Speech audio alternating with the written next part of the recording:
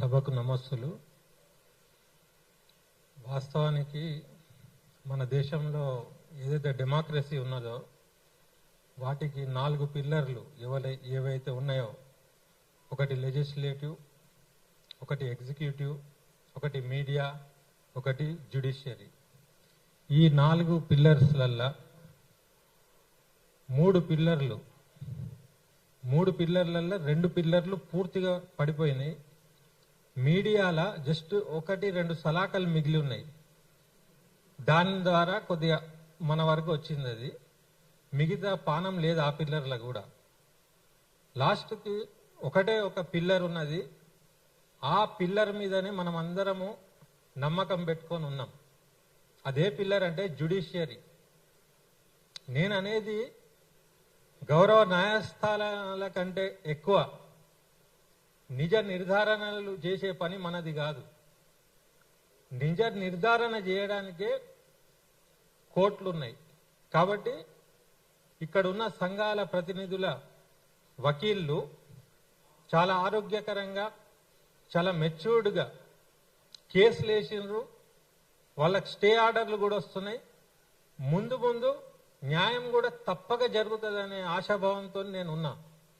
అయితే ఈ వేదిక ద్వారా నేను అక్కడ బాధితులకు నేను విజ్ఞప్తి చేయాల్సింది ఏంటంటే, మీరు ధైర్యంగా ఉండండి. మీ వైపే న్యాయం 100% వస్తుంది. అది వచ్చేదాకా 7 దాకా అంటే 6 దాకా పోదాం. హైకోర్టే కాదు, సుప్రీంకోర్టు దాకా పోదాం. ఇంకెక్కడన్నా మానవుల హక్కులు ఏమన్నా ఉంటే ఆడికి కూడా పోదాం. అయితే ఈ సంఘాలు కూడా, మనం నమ్ముకునే సంఘాలు తాత్కాలికంగా ఎవరన్నా కళ్ళబుల్లి మాటలు చెప్పి ఏమన్నా అది చేసినా కూడా మీ ఎంబడి ఎంతో కాలం నుంచి మీతో ఉన్నోళ్ళు కాబట్టి చివరి దాకా కూడా వాళ్ళు మీతో ఉంటారు.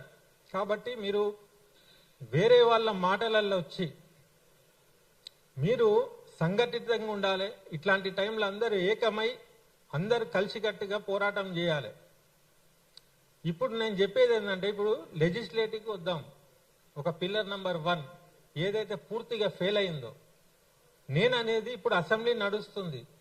ప్రతిపక్షాలు దీని గురించి మాట్లాడాలి కదా. ఇంత ఘోరమైన అంశం జరిగినప్పుడు మీకు వేరే చర్చ ఎందుకు? మీరు పర్సనల్గా తిట్టుకుంటున్నారు, మేము అన్ని చూస్తున్నాం.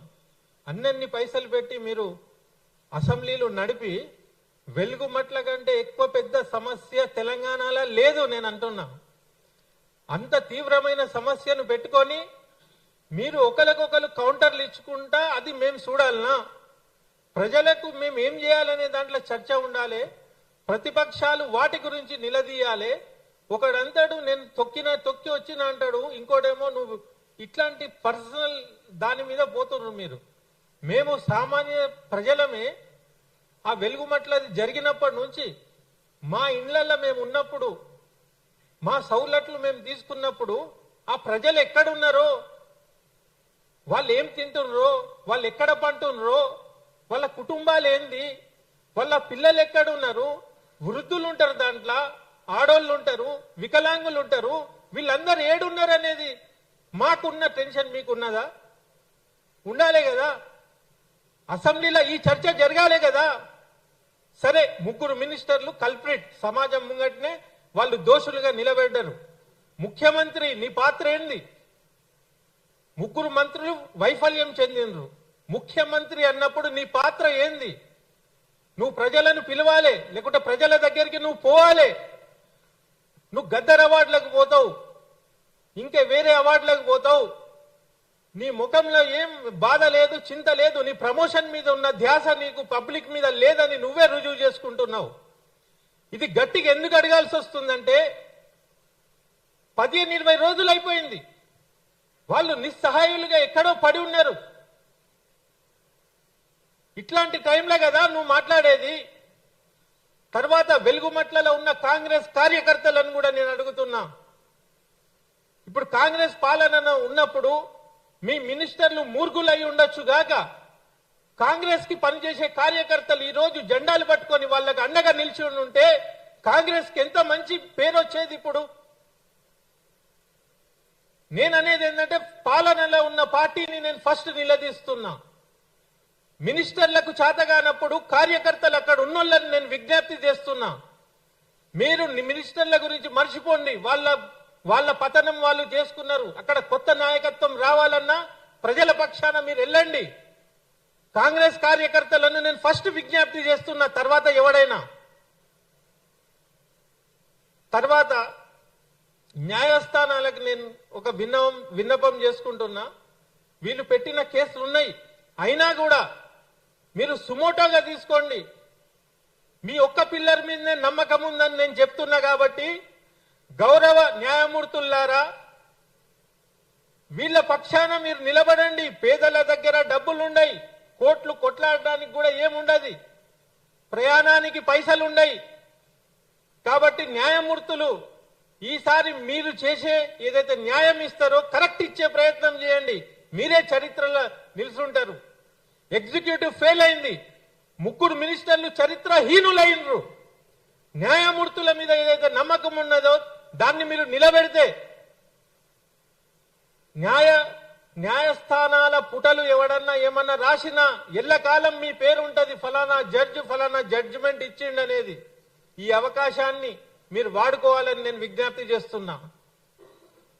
తర్వాత విషయం ఏంటంటే, భూదాన్ మాజీ చైర్మన్ ఆయన బయటికి రావాలి. నేను వాయిస్లు కొన్ని విన్నా. వాళ్ళ పక్షాన ఆయన నిలబడాలి. ఆయన సాక్ష్యాలను ముందుకు తేవాలి.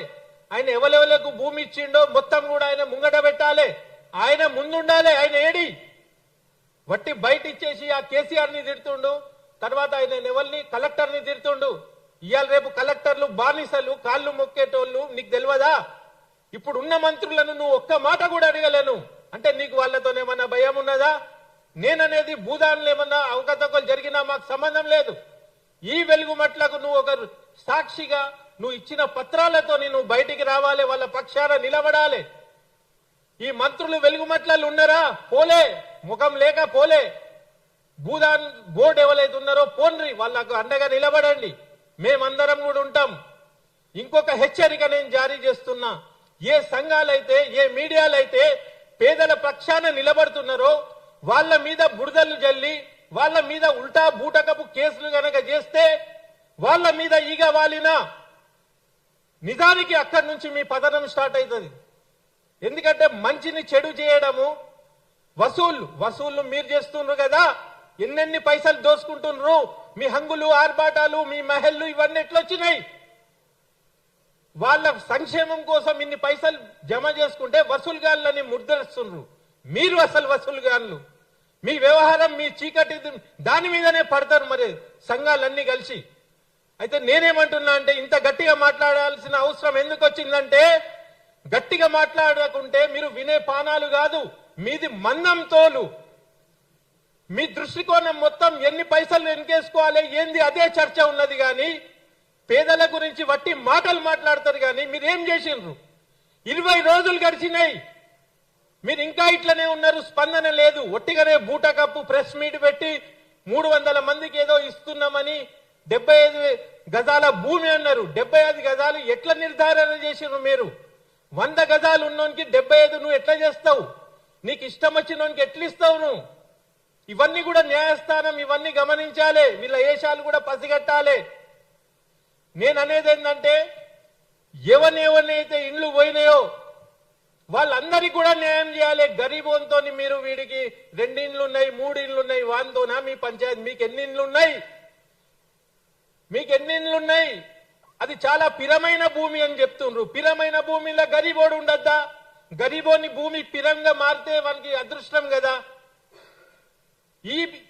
ఈ సంస్కృతి మానాలే. అదే జాగల ఎవరెవరైతే ఉండేనో దాంట్లో ఎవడన్నా ట్రాన్సాక్షన్ చేసి ఉన్నా కూడా వానికే చెందాలది. ఎందుకంటే వాని ఇల్లు కూలగొట్టేటప్పుడు మీరు ప్రొసీజర్ ఫాలో కాలే, మీరు నోటీస్ లియలే.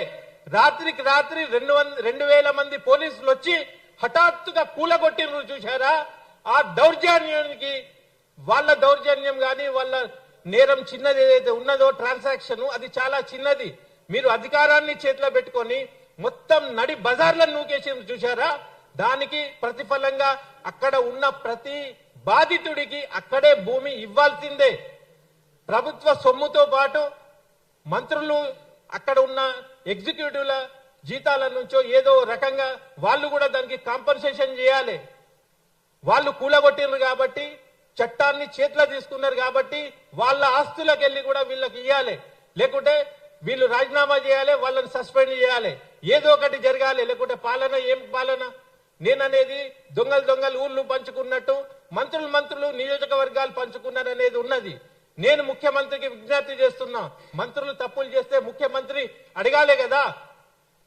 ముఖ్యమంత్రి ఒక 2-3 రోజులలో దీన్ని అడిగి సాల్వ్ చేస్తే సరాసరి, లేకుంటే ఏం లాభం? మళ్ళా ఢిల్లీకి పంపాల్సి వస్తుంది, మీ గురించి చెప్పాల్సి వస్తుంది. ఇదంతా మేము చెప్పినాం, చెప్తేనే ఆడ కూర్చున్నారు మీరు.